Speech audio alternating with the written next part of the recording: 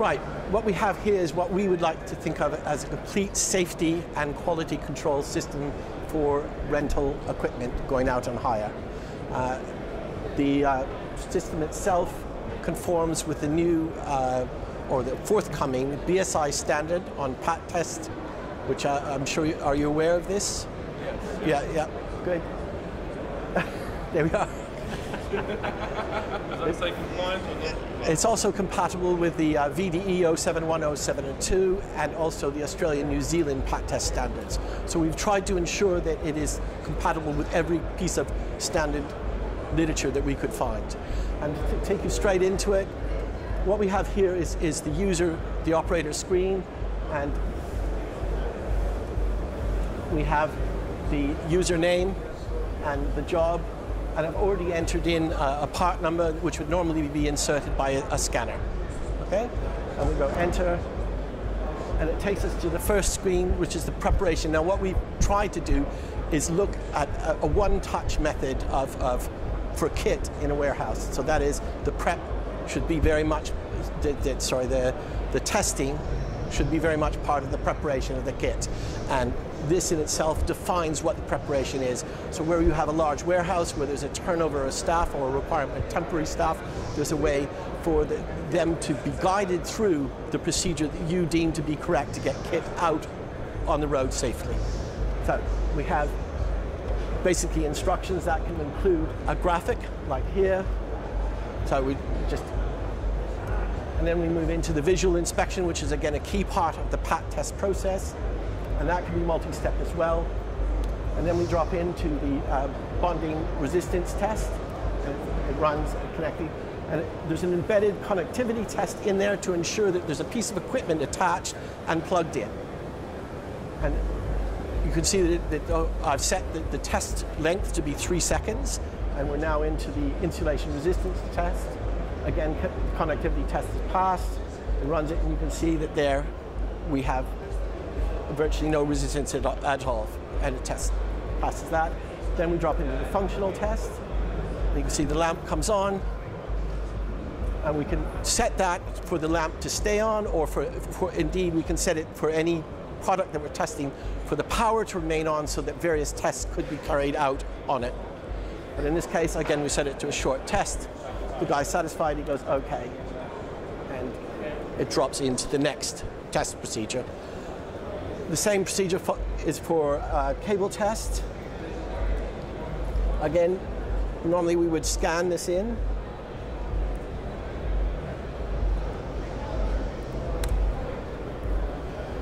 So again, we have start test. And we have the preparation screen, clean cable,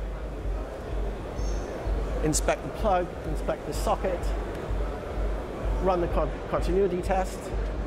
It goes through and checks the cores. An insulation test goes through and checks the cores. So, and this is the actual unit here. Up to 100, we kind of, up to 20 of these can be put together to test up to 100 cores. And they're daisy chained off the PAT test, the PAT4 controller itself. Basically wire this to your own kind of male and female plug board and daisy chain them together on the D connectors, and there's power also daisy chains up the back. This has also got an insulated cover that goes across the back, so you don't burn your fingers. So while Ian's doing that, the PAT test unit itself, the hardware, has got built-in ARM processors that do all the DA conversion, the switch mode power supplies generating the test currents and test voltages.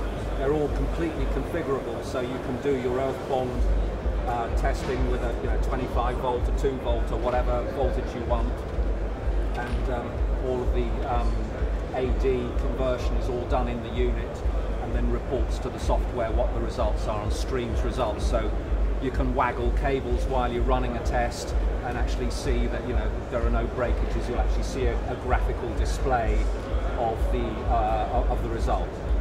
And it's ARM processor? ARM. It's the ARM processor which is used in every smartphone on the planet. Okay.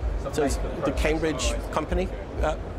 And in fact, it takes 3,000 samples a second and averages those results a tenth of each second. So it's incredibly fast and very accurate within 2%,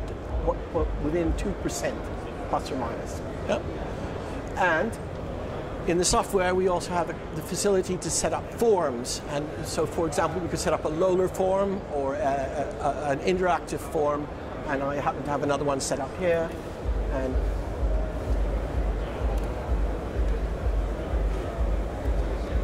And basically, it's a checklist, so it can be ticked. So once it's ticked, the user can then proceed. So this could be for anything, even scaffolding. If you wanted a procedure for scaffolding before it goes out, anything like that. So, and that's user definable.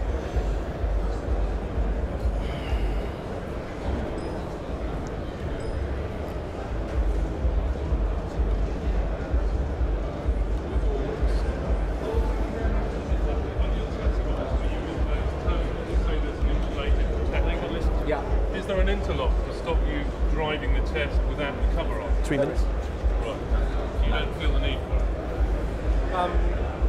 it? It'll be a kind of a screwed down sort of thing. One would imagine. Hopefully with common sense plays. Yes. And this is the actual test setup, and what we found incredibly useful about this PAT4 is we can call any test any number of times, and therefore setting up quite complex test procedures. For example, for a kit, a flight box, a flight case that contains multiple items.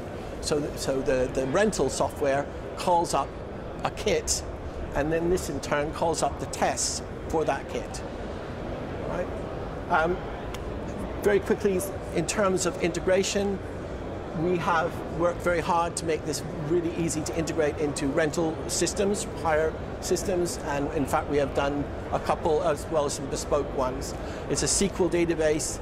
It's very, very fast. It can be obviously distributed around the network. The PAT4 itself is either USB or Ethernet, and being Ethernet, it can run thin client. So in terms of a warehouse, you can have thin client stations, which are of course cheap and easy to maintain, and the PAT4s then run on the network as well. Any questions? If you have a database of products, does it keep the history? Does it remember the previous test of the products and let you see how a product is aging? Yes, indeed, and it stores results, and as in addition, it can print out a PAT test certificate with the company logo on it, which it can be sent out with the goods. So can you use it to see how a product is getting worse with time, if you like? If we had this out in the field long enough, yes. But at this point in time, our main installation... Is there any management reporting? So if you want to look at, for example, all of the items that look like they're on a downward trajectory in terms of failure, yes, that's interesting information. So you want to get some reporting tools that sit behind it to look at the analyze what's in the database. I guess the answer is, in principle, all of those things are possible. It's a SQL inquiry. Given a certain parameter set, I don't think that the inquiries are built yet. No, but it's a SQL database. We can do SQL queries.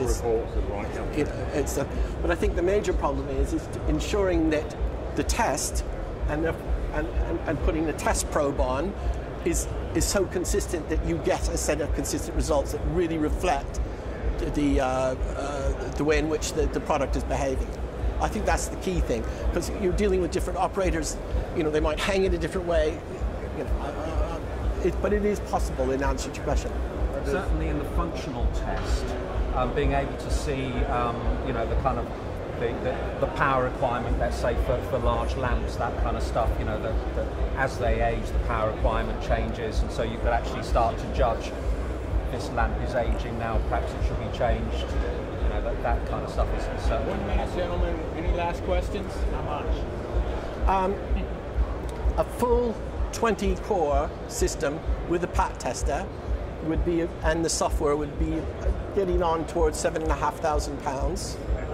And if you added the RCD tester in, which I've forgotten to mention, it's another £500. So there is an RCD option, and in fact, there is a 3-core Polarity tester with polarity checking, okay, built into the PAT4. We can actually bring that out and use it to check RCDs as they go out, to check the polarity, operational and functionality of RCDs. And the software is built to track any missing or defaulting RCDs so that the user can then go back at the end of the test, dismantle the distro, fix the RCDs, put it back in. The software says check these 2 RCDs now. Okay, thank you very much.